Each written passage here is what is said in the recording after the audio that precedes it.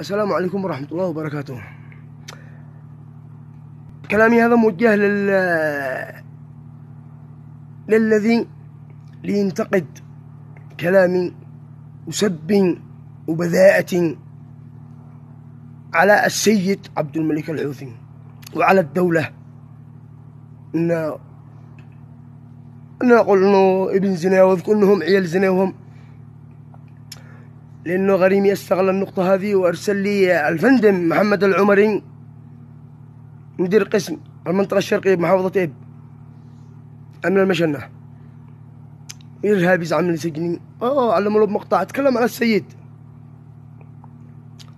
مع واحد طرطور جنبه جميل منصر، متعنقل يعني متعنقل معهم.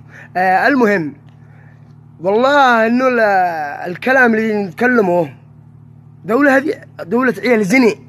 ما حدث لي وحصل لي من عدم تجاوب انصافي واخراج غرمائي، انا مو اللي اقوله، عيال اكبر زني.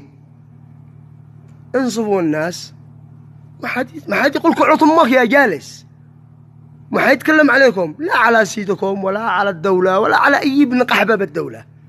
انصفوا الناس، ما حد يتكلم. تحياتي.